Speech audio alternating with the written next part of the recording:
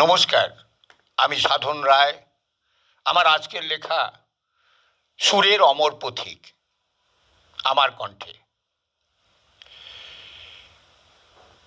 কে বলে শিল্পীর মৃত্যু হয়?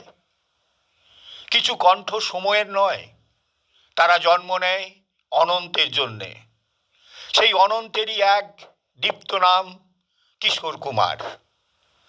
খান্ডোয়ার মাটির গন্ধ মেখে যে স্বপ্ন একদিন উড়েছিল নীল আকাশে, সেই স্বপ্নই একদিন অগণিত হৃদয়ের স্পন্দন হয়ে উঠল।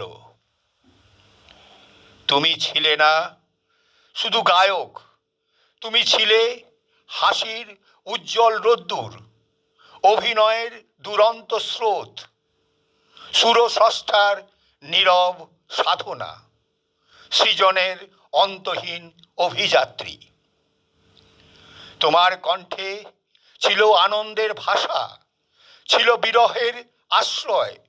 মানুষ নিজের জীবনকেই খুঁজে পেত তোমার সুরের ভাঁজে।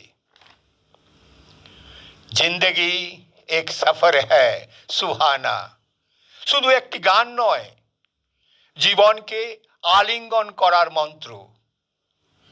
কুছ তো লোগ কহেঙ্গে শুধু সুর নয়, অবহেলাকে অতিক্রম করার সাহস। রূপ তেরা মস্তানা শুধু প্রেম নয়, চির যৌবনের উচ্ছ্বাস।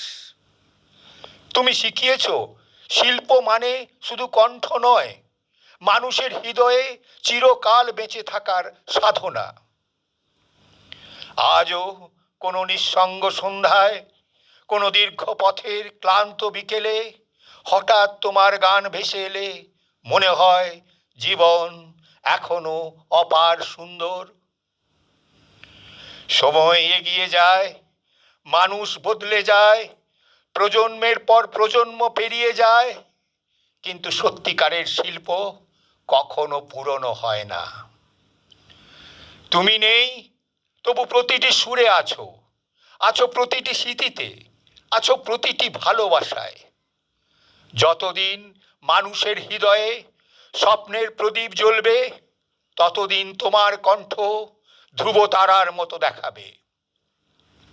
তুমি এক নাম নও, তুমি ভারতীয় সঙ্গীতের এক অনন্ত আকাশ।